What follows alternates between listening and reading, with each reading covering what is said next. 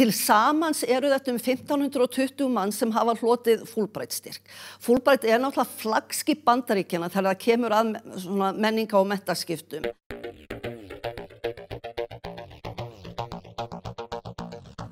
Í febrúar árið 1957 undirrituðu ríkisstjórnir Íslands og Bandaríkjanna samning margvísleg menningarsamskipti. Þessum tvíhliða samningi var ætlað að efla gagnkvæman skilning milli þjóðanna með fræðslustarfsemi horfið til aukinnar þekkingar og starfsþjálfunar eins og það var orðað í samningnum.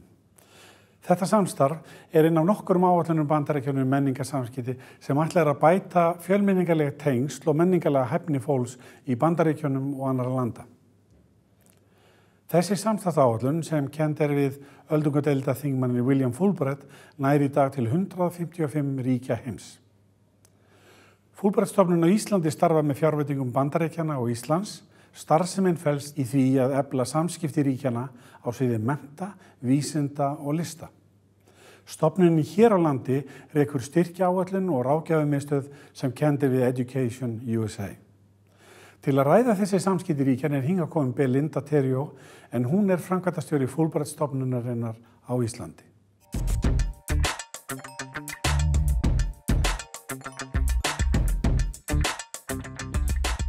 Velkomin Belinda. Takk. Kannski fyrst, hver Belinda Theriault? Já, ég sem sagt menntuð með mastergráðu í alþjóðasamskiptum frá Johns Hopkins School of Advanced International Studies í Washington. Fyrir nokkrum árum bætti ég svo við með MBA-gráðu hér í Háskólanum í Reykjavík sem var gríðarlega skemmtilegt. Ég hef svona unnið mest í tengslum við alþjóðlegt samstarf á mínu starfsferli. Ég var í mörg ár hjá Alþingi, fyrst sem sérfræðingur og síðan lengst af sem forstöðumaður á alþjóðasviði. Ég vann líka í 3 ár hjá EFTA í Brussel, sem starfsmaður þingmannanefnda EFTA og EES. Ég hef unnið ýmis ráðgjafarstörf líka. Ég var 1 ár að vinna ráðin inn í fjármálaeftirliti til að vinna sérstakt verkefni á sviði Evrópusamstarfs. Og svo hef ég gefið út litla barnabók sem ég stolt af, Birta Brött og Bleik, og vann ýmis verkefni í skólum. Það sem var lögð áhersla á að efla gagnrýna hugsun og víðsýni. Og frá 2011 hef ég svo verið hjá Fulbright-stofnuninni. Segðu hver aðeins frá Fulbright-stofnunin. Hvað gerir Fulbright-stofnunin? Já, sem sagt Fulbright-stofnunin stofnun sem hefur verið hér frá 1957 en auðvitað hefur tekið breytingum í gegnum árin. Fulbright-stofnunin, það sem ég finnst mikilvægt kannski að koma til skila að Fulbright-stofnunin tvíhliða stofnun og sem sagt það annars vegar menntamálaráðuneytið á Íslandi og sendir á Bandaríkjanna á Íslandi sem að í rauninni fara með framkvæmd samningsins fyrir hönd samningsaðilanna og það stjórn yfir stofnuninni þar sem sitja jafnmargir Bandaríkjamenn og Íslendingar. Og hlutverk stofnunarinnar að efla þessi tengsl á menntasviðinu, vísindasviðinu, listasviðinu á milli landanna. Og það auðvitað unnið í grasrótarstarfi sem ég tel mjög mikilvægt. Það mikilvægt að gefa fræðimönnum tækifæri til þess að vinna með erlendum kollegum. Það mikilvægt að gefa efnilegu ungu námsfólki tækifæri til þess að kynnast annarri menningu og öðru landi vel og binda svona vináttuböndum. Og mikilvægt að gefa líka listafólki tækifæri til þess að fá innblástur annars staðar frá. Og það í rauninni hlutverk stofnunarinnar. Hvert umfang þessa starfs? Það sem sagt, það hefur verið misjafnt eftir árum og áratugum hversu mikil starfsemin hefur verið. Við stóðum frammi fyrir ákveðinni krísu í kringum fjármálahrunið og þegar ég kom inn 2011 þá var næstum því búið að loka stofnuninni og sem hefði ekki verið gott vegna þess að þó að Fulbright sé í yfir 150 löndum í heiminum, þá eru bara 49 Fulbright stofnanir og þar sem að stofnun starfandi starfið langsterkast og þar líka það á jafningagrundvelli á milli gestgjafalandsins og Bandaríkjanna. og þannig að það mjög mikilvægt fyrir okkur að halda í þessa stofnun og og sem sagt, það þurfti að fara í ákveðna breytingar og svona á þessum tíma eftir hrun vegna þess að mjög eðlilega þá duttu dæmis íslenska fjárveitingar niður og gengið breyttist og svo framvegis þannig að það þurfti svona aðeins að hugsa starfið upp og nýtt og en við erum núna búin að sem sagt endurskipuleggja okkur og starfið núna hefur breyst töluvert frá því sem var en við þurfum alltaf að aðla okkur að því sem að kemur ríkjunum báðum best og við sáum tækifæri í því að reyna að gera meira af því að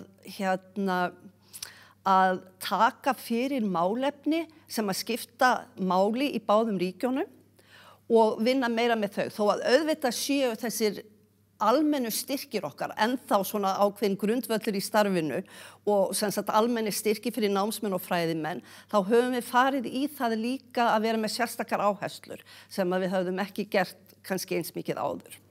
Mér langaði að spyrja þig, vitað, þetta frá 1957, Já. Vitað hversu margir hafa farið utan og komið hingað? Já. Til samans eru þetta 1520 mann sem hafa hlotið Fulbright-styrk. Fulbright náttúrulega flaggskip Bandaríkjanna þegar það kemur að svona menninga- og menntaskiptum en þetta ekkert mjög stór áætlun samt. Og frá sem sagt 1957 þá hafa 950 Íslendingar farið og á milli 505, svona í kringum 575 bandaríkjamenn hafa komið hingað. En það sem mjög merkilegt að á fyrstu árum samstarfsins þá var það þannig að það voru nánast allt Íslendingar sem voru að fara til Bandaríkjanna. Það var svona 80% fyrsta áratuginn, svo fór það niður í kannski svona 75% svona áratuginn að 2 þar á eftir. Og svona smá saman svo var það kannski 1997 til 2006 þá var það nokkuð jafnt en á síðustu árum það nefnilega svolítið merkilegt að í rauninni eru bandaríski styrkþegar sem hingað koma orðnir fleiri heldur en Íslendingar sem fara til Bandaríkjanna og það eru ákveðnar ástæður fyrir því. Ég sé að þið eru farin að vera með sérstakar áherslur í tengslu við norðurslóðamál. Já. Og núna síðast sá ég, þú varst að skrifa netöryggi. Já. Geturðu sagt okkur örlítið frá þessu? Já, sem sagt einmitt þegar ég kom inn og stjórnin vildi svona að við myndum vinna saman að nýjum áherslum. Þá var eitt af fyrsta sem að okkur datt í hug að gera var að taka norðurslóðamálin fyrir, því að það var og eitthvað sem að skiptir mjög miklu máli í fræðasamfélaginu fyrir bæði ríkin, svona stefnulega séð. Þannig að við fórum af stað með ákveðna áætlun í að reyna að fjölga styrkjum og sérstaklega með þessa norðurslóðatengingu. Við erum til dæmis núna með eitt styrk sem fjármagnaður af utanríkisráðuneytinu. 2011 þá setti Ísland sér norðurslóðastefnu sem var samþykkt á Alþingi. Það sem meðal annars kveðið á að reyna að styrkja Ísland sem miðstöð sem fræðasetur í norðurslóðamálum. Og þannig að í gegnum þennan styrk sem við erum með í samstarfi við utanríkisráðuneytið, að þá erum við að koma alltaf á hverju ári með bandarískan fræðimann hingað til að kenna og koma inn með þekkingu sem kannski vantar hér. Og síðan og svo erum við að taka þátt líka í mjög skemmtilegu verkefni sem heitir Fulbright Arctic Initiative, sem ég kem kannski frekar inn á síðar. En stóra málið það og það sem ég eiginlega stoltust af því sem okkur hefur tekið síðan að ég tók við þarna, að við erum búin að hefja heilmikið samstarf við National Science Foundation í Bandaríkjunum. Og þetta svona win-win að því að þannig geta þeir sent bandaríska fræðimenn sem hafa áhuga á að koma til Íslands og sem hluta af sinni rannsóknarvinnu. En þeir koma þá ekki bara einir og án alls baklands, heldur eru hluta af Fulbright-samfélaginu hér. Og þeir eru að veita sem sagt fjármagn til stofnunarinnar. Við veljum alla styrkþega og við höldum utan áætlunina. Og við erum að koma með alveg kannski 10 fræðimenn á ári sem sagt í norðurslóðarannsóknir á breiðum grunni. bæði á sviði raunvísinda en líka á sviði félagsvísinda sem hefur kannski vantað svolítið í norðurslóðarannsóknirnar og þannig að við erum að koma með fólk á mjög breiðum grunni hingað inn til þess að styrkja það fólk að vinna hér rannsóknir og að vinna með kollegum í íslenska háskólasamfélaginu. Og við erum búin bara síðan 2015, þá eru 35 styrkþegar okkar sem eru sérstaklega með áherslu á norðurslóð. Örstuð netöryggi? Já, að því að svo höfum við líka einmitt og það er svo spennandi líka að eftir að norðurslóðasamstarfi fór á stað og það var ánægja með það voru ákveðnar raddir innan NSF á sínum tíma sem voru ekkit ofboðslega hrifnir af þessu og Fulbright og NSF hafa aldrei starfað saman með þessum hætti áður og litla Ísland, og ég er rosalega stolt af þessu, eina landið sem hefur náð svona samningi við National Science Foundation. Og þegar var komin reynsla á það, þá ræddi ég við mann þar sem í netöryggismálum og kollegi minn sem þar í norðurslóðamálunum kom okkur saman. Og sannfærði hann að koma í samstarf við okkur á sviði netöryggismála því að maður sér að það eitthvað sem hefur á síðustu árum verið að koma upp sem rosalega stórt og mikilvægt mál. Þannig að við erum búin að koma núna með 5 styrkþega til landsins á vegum NSF. Við höfum bæði komið með fólk sem meira svona policy-tengt en líka sérfræðinga í tölvunarfræðum sem hafa komið inn og verið að vinna bæði í HR og HÍ. Og stefnum á það að gera meira af þessu. Við höfum líka, bara svo ég bæti einu við, til dæmis mjög skemmtilegt verkefni. Þegar Ísland var að fara að taka móti flóttamönnum frá Sýrlandi, kvótaflóttamenn í fyrsta skipti í þessu verkefni, þá hafði ég samband við velferðarráðuneytið og við gátum á þeim tíma boðið þeim sérfræðinga til þess að koma inn og hjálpa við undirbúning. Og þessir sérfræðingi, 2 félags ráðgjafar frá Bandaríkjunum komu sitt hvort árið, fóru út í sveitafélögin og unnu með fólkinu sem var að fara að taka á móti kvótaflóttamönnum, bæði fólk frá sveitafélögunum, frá stofnunum, frá Rauðakrossinum og þetta mæltist alveg afskaplega vel fyrir. Það kraftur í samstarfi Bandaríkjanna og Íslands á þessu sviði. Já, og þetta er svo jákvætt og við fáum Íslendingar svo mikið út úr þessu samstarfi og ég get sagt það að í flestum vestrænum ríkjum eru samstarfsríki Bandaríkjanna að leggja mun meira fjármagn í þetta heldur en Bandaríkin gera því þau sjá svo mikla möguleika í því að nýta Fulbright samstarfið. Hér það nú ennþá þannig að við erum að borga kannski svona 1/3 af kostnaðnum en erum að fá rosalega mikið út úr þessu sem greitt annar staðar frá. Og hugsanlega breytist það ekki en við erum allavega fyrir hverja krónu sem við erum að setja inn í þetta þá erum við að fá margfalt tilbaka. Belinda, kæra þakkir. Kæra þakkir á móti, þetta var mín ánægja. Við verðum bara allan heim. Knarr á eftir að verða fyrirtæki sem verður með starfsemi víða í heiminum og við munum bara halda áfram á sömu braut og kynna íslenska tækni til leiks því hún á fullt erindi út allt.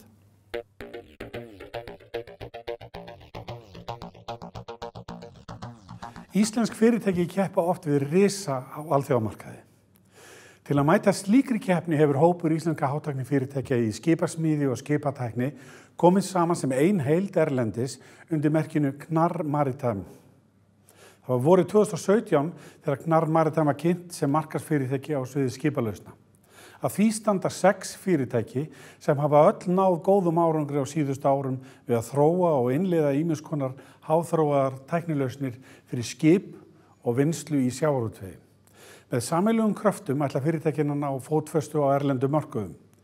Þar hefur einkum verið horft til Rússlands, þar sem mikil uppbygging á sér staði í rússneskum sjávarútvegi og í fiskvinnslu. Viðskiptaþvinganir sem gilda fiskinnflutning til Rússlands ná ekki til tækjabúnaðar. Til að ræða sameiginlegt markaðsátak í skipasmíðaiðnaði og skipatækni í Rússlandi hingað kominn Haraldur Árnason, framkvæmdastjóri Knarr Maritime.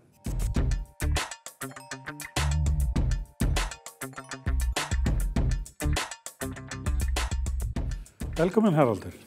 Takk fyrir. Kannski fyrst, hver Haraldur Árnason? Heyrðu, ég nú fæddur í Reykjavík en hérna í móðurætt ég frá Ísafirði, réttar sagt Hornströndum.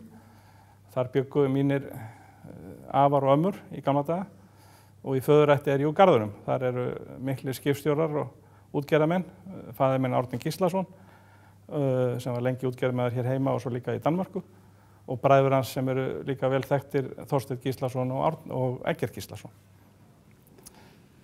Þú varst í hampiðinu, var það ekki?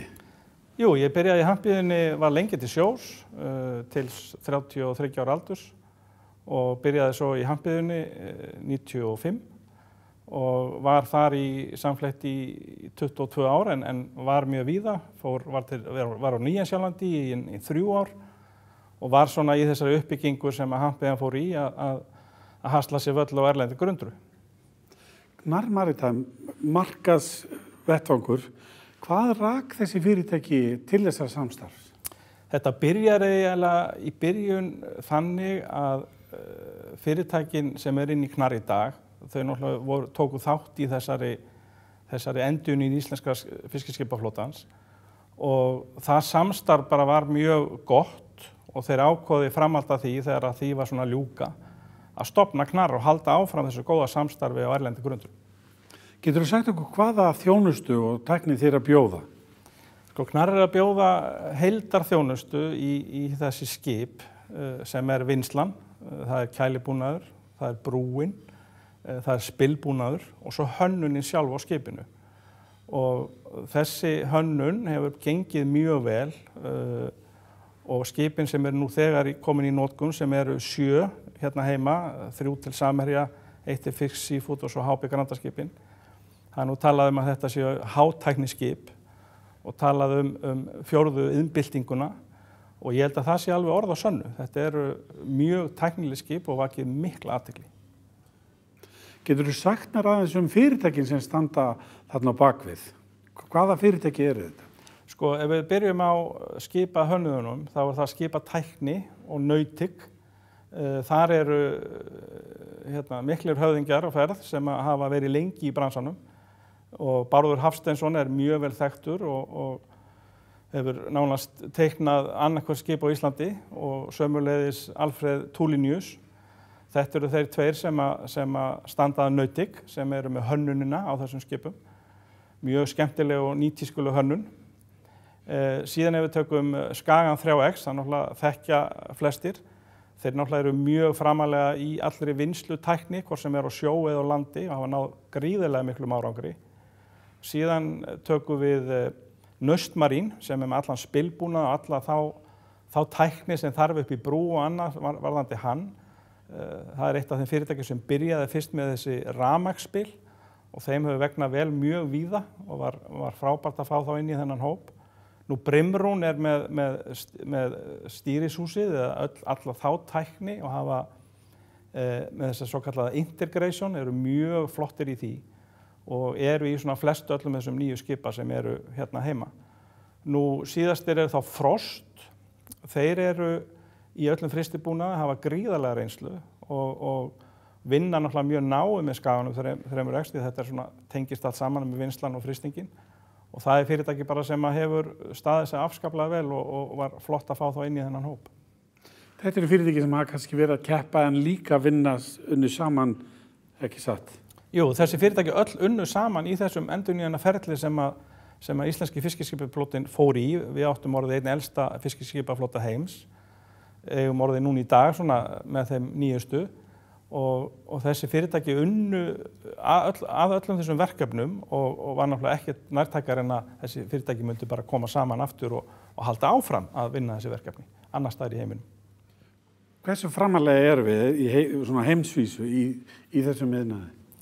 Ég myndi segja að við værum bara mjög framalega og við höfum bara fengið mikla áheyrn og mikinn áhuga og erum að fá hér gesti nánast í hverju mánuði sem vilja skoða hjá okkur skipin, skoða hjá okkur vinnslurnar og allan þann búnað sem við bjóðum upp á og það hefur bara gengið framar öllum vonum.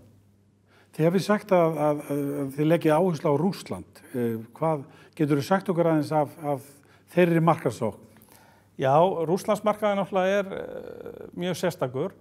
þeir fóru núna fyrir bara örfáum árum í mikla útrás.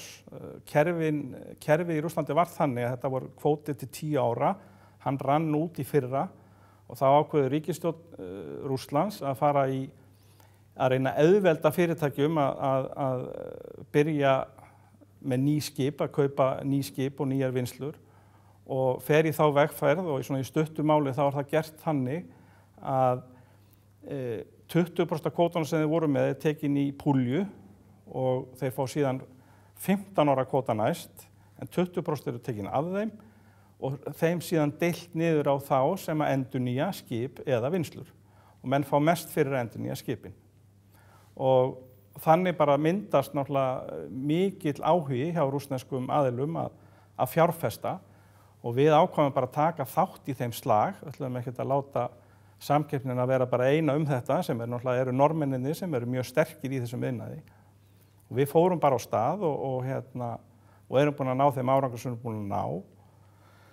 Og í dag eru þetta bæði vinnslur í landi, 10 skip til mjög stórs aðila í Rússlandi, Nörrebó sem eitt stærsta sjávarútvegsfyrirtæki í Rússlandi. Erum að vinna í rauninni með öll 4 stærstu útgerðunum í Rússlandi í dag í mismunandi verkefnum. Og samtals núna eru komin verkefni upp á 20 milljarða á 2 árum. Af því knarr samsteypan með 16 milljarða. Þetta eru mikla tölur. Já, þetta eru mikla tölur. Hvað er þetta stór hópur á Íslandi sem að stendur á bak við þetta? Ef við tökum öll fyrirtæki sem inn í knarr þá þetta yfir 500 manns og þetta mikið til tæknifólk sem að teikna og hanna og svona líka fólk sem að vinna að setja þetta allt saman upp, öll þessi tæki og tól og það farið mikið púður í það að senda fólk út allt Rússland til að setja upp þessar vinnslur og núna þegar að skipin verða tilbúin, þau náttúrulega eru komin í smíði núna í Rússlandi, það verður að smíða skipin þar og þá munu ennþá fleira fólki fara út til þess að vinna þessi verkefni. Þið eru með skrifstofu í Rússlandi, ekki satt? Jú, við erum með 5 manna skrifstofu í Rússlandi og þar Jónas Tryggvason, framkvæmdastjóri, maður sem hefur verið mikið í Rússlandi, talar reiprennandi rússnesku og þekkir iðnaðinn þar mjög vel og algjör fengur að fá hann. Og síðan erum við á Nýja-Sjálandi, byrjuðum þar bara fyrir 3 mánuðum síðan og þar eru miklu möguleika líka og erum svo núna að vinna í því að byrja í Seattle í Bandaríkjunum og taka þá Berings í svæðið og þá endurnýjun sem að fara að eiga sér stað þar. Það mikil verkefni framundan? Já, mjög mikil verkefni og við höfum svona einblínt á það að vera núna síðastliðin 2 ár hafa mikið púður farið í Rússland og það mun halda áfram því að verkefni þar eru ærin en við þurfum líka að leita annað og höfum ákveðið að taka þátt í þeim slag sem að myndast á Nýja-Sjálandi og í Bandaríkjunum. Mér langaði að spyrja aðeins stoðumhverfið, sem skiptir væntanlega máli fyrir fyrirtæki í útflutningi. Hvað geturðu sagt okkur það? Ef við tökum kannski nærtækst að taka Íslandsstofu, þeir hafa bara unnið mjög gott starf og mér finnst að ég efla það enn frekar og mér finnst að íslensk fyrirtæki bara safna saman undir þeim hatti á öllum sýningum og koma fram sem ein heild. Ég held að það sé mjög mikilvægt, alveg sama hversu stór fyrirtækin eru. Ef við tekum utanríkisþjónustuna eins og í Rússlandi hefur hún náttúrulega staðið sig afbragðsvel, verið mikil hjálp að koma okkur í sambönd við rétta aðila og mér finnst svona að þau þurfum bara að vinna meira saman vegna þess að þessi fyrirtæki, við getum tekið stór fyrirtæki eins og Marel og Valk og Völku, við erum að vinna mikið með þeim öllum og þau munu, það bara styrkur í því fyrir okkur að við náum þessari heild. Og það finnst mér Danir, af því ég vann nú mjög lengi í Danmörku, að mér finnst Danir gera það mjög vel og við erum að gera það svolítið líka að koma saman svona sem einn her en ekki svona tvístraðir.